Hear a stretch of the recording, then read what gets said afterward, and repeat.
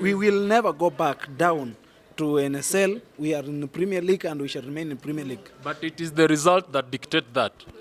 The results we are having from the pre-seasons we have been having 4 draws, a win, a draw, then a lose. We are going back to the field. We shall win against Bandari. We shall continue winning till the end of the time. And you have just talked about humanity. The only humanity we can give our referees is by training them. We have been training the referees under Ministry of Sports. That is through Amina Mohamed. She has been sponsoring. The committee that is there currently is giving random trainings to the referees. So when it comes to officiating, following your training, you have attended classes, you are a good judge or a lawyer within the game. You should be nullifying every game that you are having according to the mistakes committed in the field.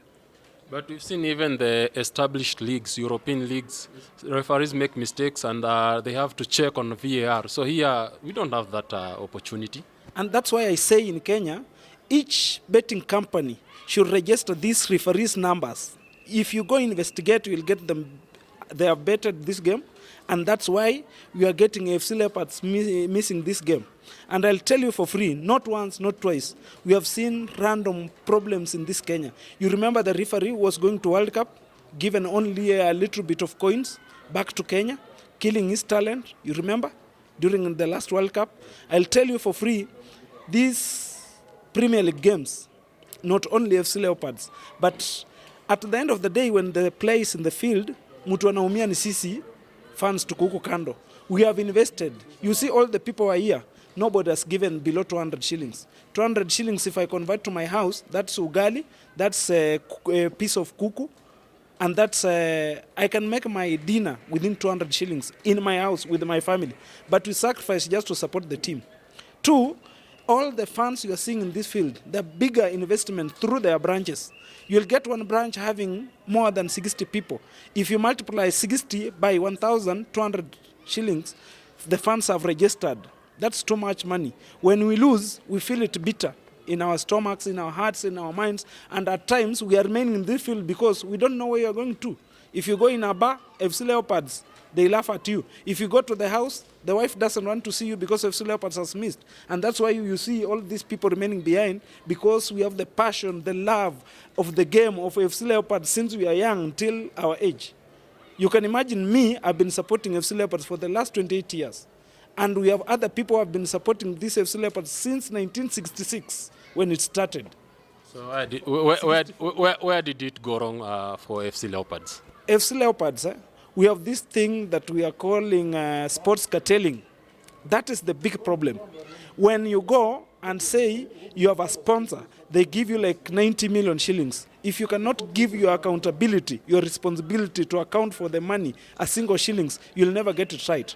If you have smaller players who are not experienced and you train them well, bring them to the ground, make sure that when they have training sessions, they have guiding and counseling, they have good training, they have motivation. Motivation is by when they train a little bit, take them to a disco somewhere, they dance as a group, take them to team building somewhere across the field, behind the stadium, on the streets, with the fans. Give them that team building. You'll get the results for the Afc Leopards. So let's go back to this game. Afc Leopards started very well, 1-0. As always, many games they have started like that, 1-0, then 1-1, 2-1, 3-1. You lose the game just like that. Where did it go wrong in the pitch today? We have what it's called neocortic thinking in athletics, neocortic thinking in football. Neocortic means when your concentration loses a bit, you'll never get it right.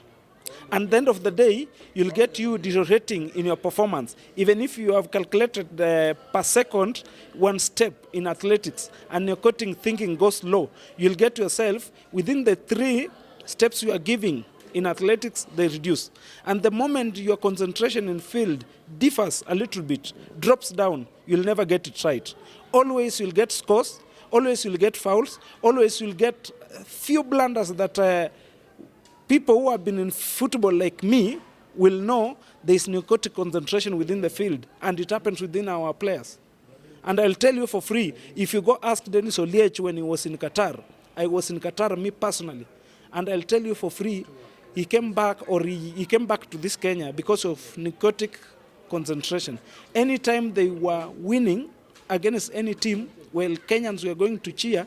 You will find that the game we were seeing in Kenya, it never appeared the other side. And that's why our footballers, I'll actually tell you, our current people deal with something we call millennial aging or millennial members.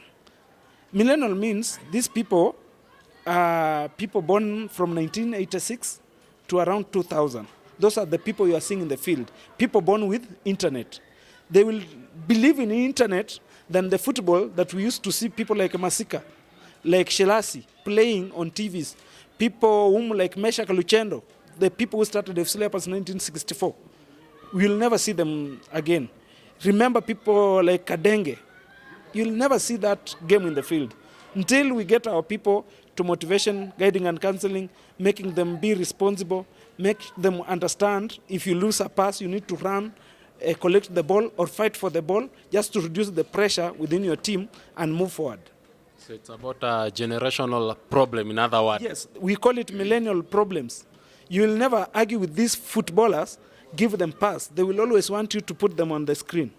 Sawa. Your name? My name is Nat Stanislaus Mate, the Patron AFC Airforce 1, found in Eastlands. That's Gambio. Sawa, thanks. Karibu sana.